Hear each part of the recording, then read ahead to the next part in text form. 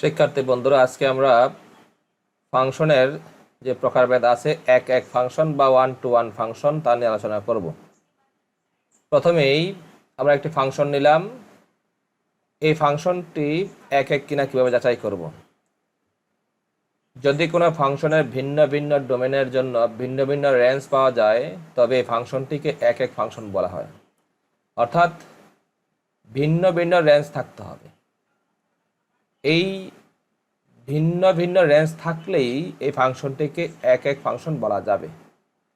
আমার এই ফাংশনটির মধ্যে ডোমেন 1 তার জন্য রেঞ্জ হচ্ছে এ, আবার ডোমেন 2 তার জন্য রেঞ্জ হচ্ছে বি, ডোমেন 3 তার জন্য রেঞ্জ হচ্ছে সি।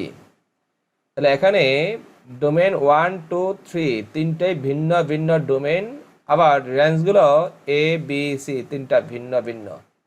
রেঞ্জ যেহেতু ভিন্ন ভিন্ন সেহেতু f1 একটি এক এক ফাংশন। আবার আরেকটি ফাংশন নিলাম আমরা, যেখানে ডোমেন 1, 2, 3। এখন এই ফাংশনটির ডোমেন 1 এর জন্য রেঞ্জ হচ্ছে এ, ডোমেন 2 এর জন্য রেঞ্জ হচ্ছে এ, 3 এর জন্য রেঞ্জ হচ্ছে সি।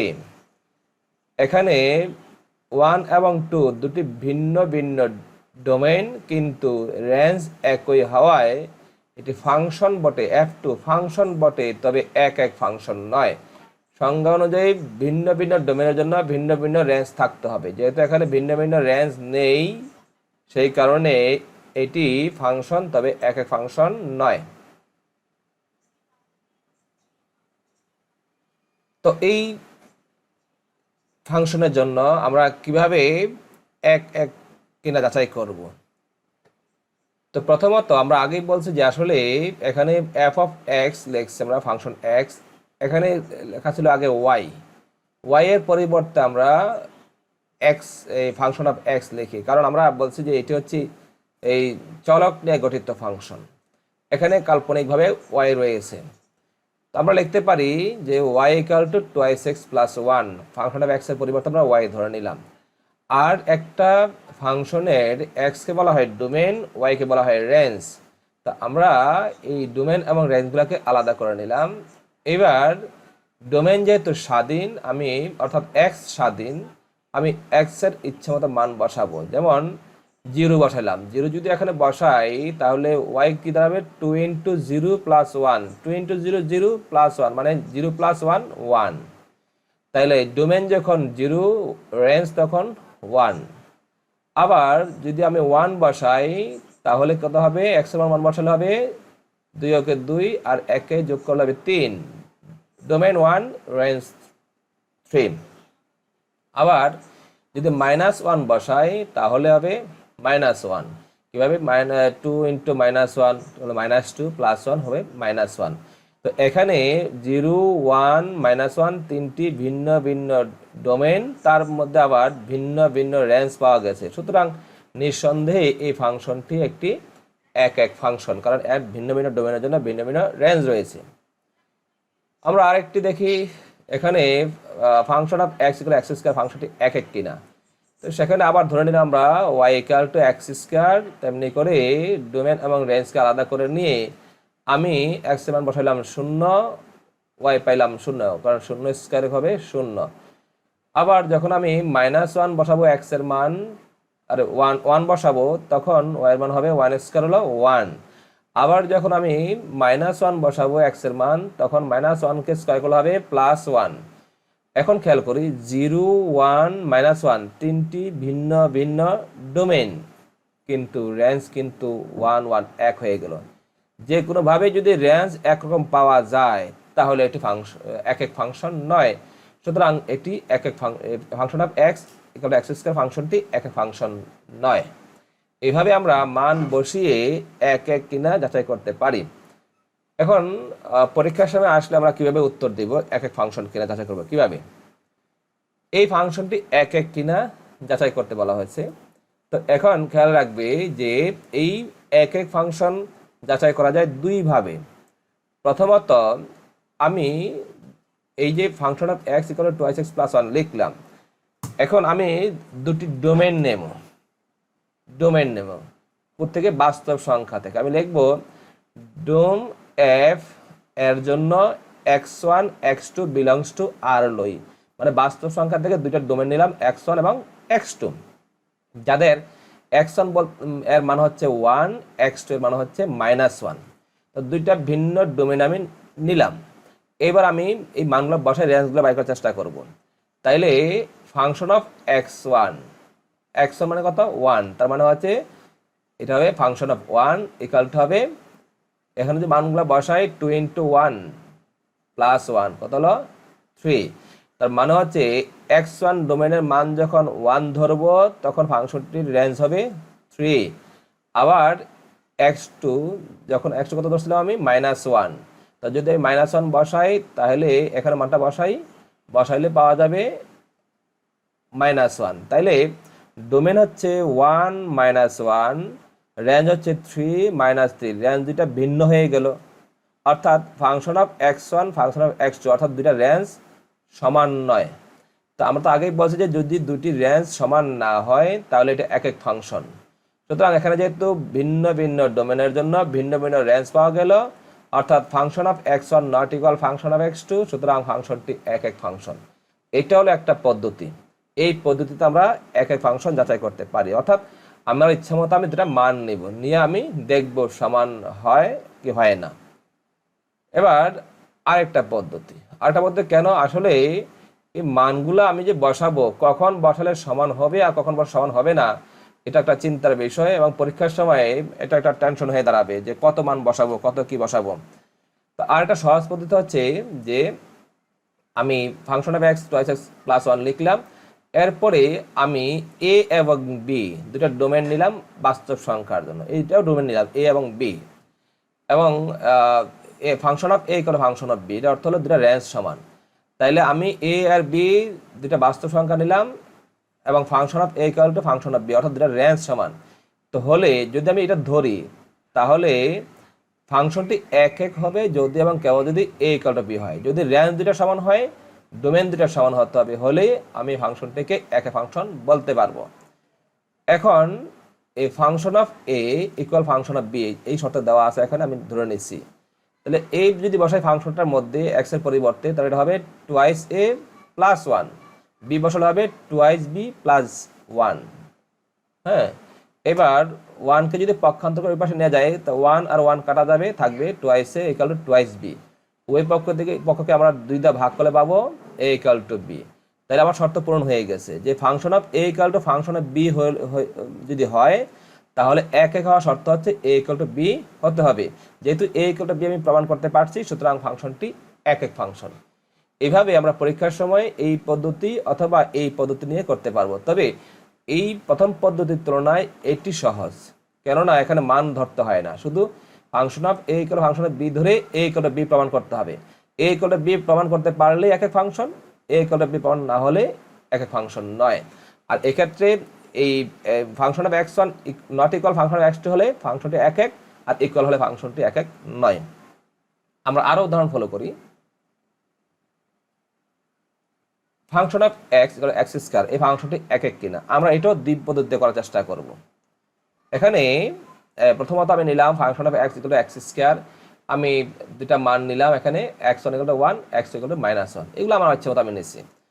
এখন x1 বসাই, আমরা মানগুলো বসাই দেখি কত হয়, 1 পাইলাম, আর x2 বসালে পাওয়া যাবে 1।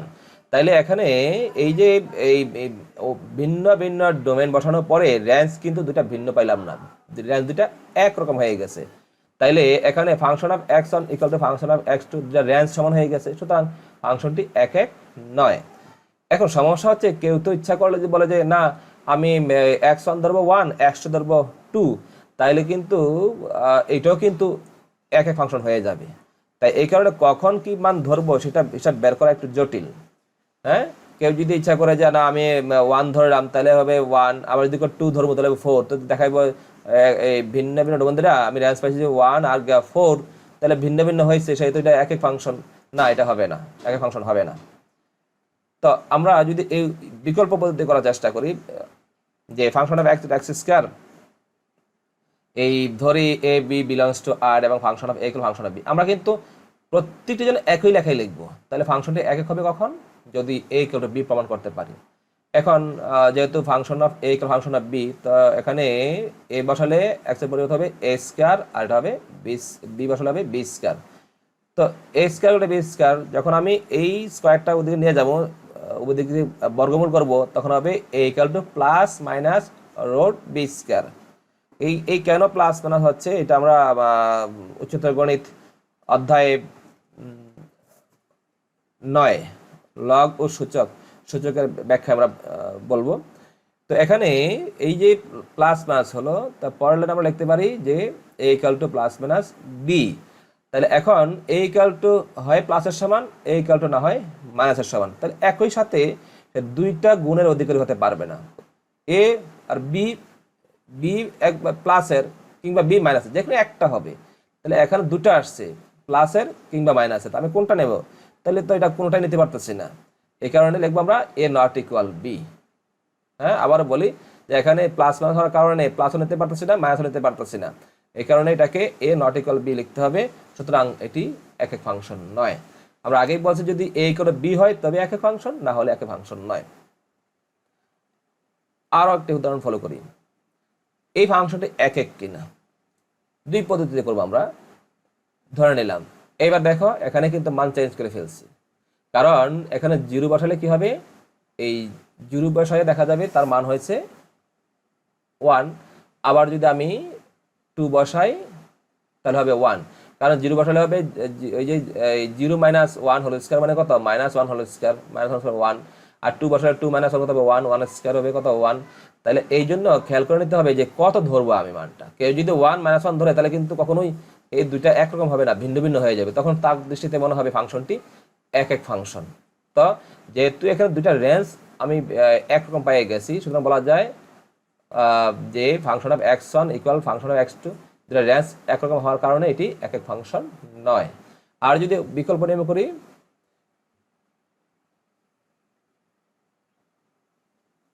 তাহলে a - 1 হয়ে যাবে, ওদিকে স্কোয়ারটা হয়ে যাবে plus minus root b - 1 whole square. তাহলে রুটের স্কয়ার বাদ দিয়ে থাকলো কি a - 1 ইকুয়াল টু এত।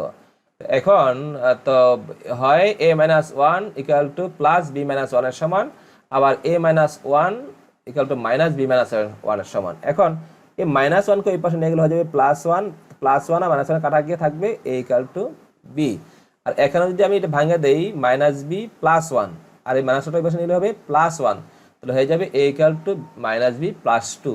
তাহলে a b এর সমান, আবার বলতেছি a -b +2 এর সমান। তাহলে আমি কি গ্রহণ করব? এই দুইটা কোনোটাই গ্রহণ করতে পারি না। সুতরাং a নট ইকুয়াল b, সুতরাং ফাংশনটি একক ফাংশন নয়। তো সুতরাং এখন দেখা গেল যে মান ধরে নিয়ে কয়েকটা ঝামেলা, কখন কি মান ধরতে হবে তা জানি না আমরা। আর এভাবে করলে আমাদের এই যদি সমান প্রমাণ করতে পারি এক, না হলে এক ফাংশন নয়। এবার ফাংশন অফ এক্স ইকুয়াল পরম মান এক্স ফাংশনটি এক কিনা যাচাই করা। পরম মান ফাংশনও কোনোদিন এক ফাংশন হয় না। আমরা যদি করি স্বাভাবিকভাবেই, তো নিলাম যেটা মান নিয়া এই ফাংশন অফ 1 মানে পরম মান 1 মানটা বসাইলাম, এখানে পরম মান 1 কত হবে, শুধু 1। আবার যদি আমরা x2 বসাই -1, সেটাও কিন্তু 1। পরম মানের ভিতরে তুমি প্লাসের মান দিলো সেটা প্লাসের, মাইনাসের মান দিলো এটা প্লাসের, তাহলে +1 মানে হচ্ছে 1, -1 পরম মান, এটা হচ্ছে 1। তো দুইটা রেঞ্জ একরকম হয়ে গেছে, সুতরাং একরকম হলে এটি এক ফাংশন নয়। আর এভাবে করলে হবে আমাদের। এখন এই পরম মানটা ওঠানোর জন্য আমাদেরকে, কারণ পরম মানে যেহেতু প্লাস হতে পারে মাইনাস হতে পারে, উভয় দিকে বর্গ করতে হবে। তার পাই যাবো আমরা a square equal to b square. এবার a ইকুয়াল হয়ে যাবে plus minus root b square. এই দেখা আবার খেয়াল করি এখানে যে পরম মান তো বোঝাবে কি প্লাস কিংবা মাইনাস। তো যেহেতু হোল স্কয়ার আছে, তাইলে তো ওই প্লাস মাইনাস চিহ্নটা প্লাস হলে প্লাস হয়ে যাবে, মাইনাস হলেও প্লাস হয়ে যাবে। এই জন্য আমরা লিখছি a square equal to b square. এরপর আমরা কি লিখতে পারি, a equal to plus minus b। তো আমরা কোনোটাই গ্রহণ করতে পারতেছি না, সুতরাং a নট ইকুয়াল b, সুতরাং ফাংশনটি এক ফাংশন নয়। এভাবে আমরা এক ফাংশন যাচাই করতে পারি। এর ক্ষেত্রে আমরা এভাবে করতে পারি।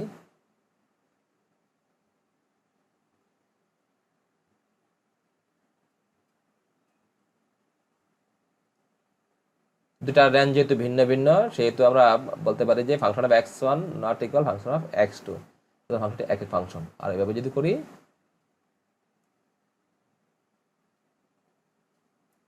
এবার আমরা উভয় দিকে বড় করে দিলে হয়ে যাবে,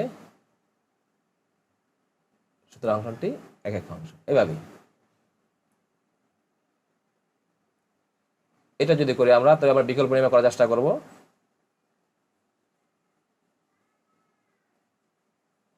আর গুণন করলাম, গুণ করি করে এগুলো এক পাশে রাখলাম, এখানে মাইনাস এ আর আছে মাইনাস টু আছে, এই পাশে আনলাম প্লাস টু আছে, আর বাকি সবগুলো এক পাশে নিয়ে গেলাম। তাহলে কি হবে, এবি এবি কাটা যাবে, আর টু এবং টু কাটা গেল, এখানে থাকলো কি আর এ ইকুয়াল টু বি। সুতরাং ফাংশনটি এক এক ফাংশন। বন্ধুরা আমরা এইভাবেই এক এক ফাংশনকে যাচাই করতে পারবো। আর একটা বিষয় হচ্ছে যে এই যখন কোনো ফাংশন এই চলকের মধ্যে বর্গ থাকবে, যেমন একটু আমরা করে আসছি এক্স স্কোয়ার কিংবা X minus one whole square বা এক্স স্কোয়ার প্লাস ওয়ান বা two X square plus one, এরকম চলকের উপর বর্গ থাকলে এটি সাধারণত এক এক ফাংশন হয় না।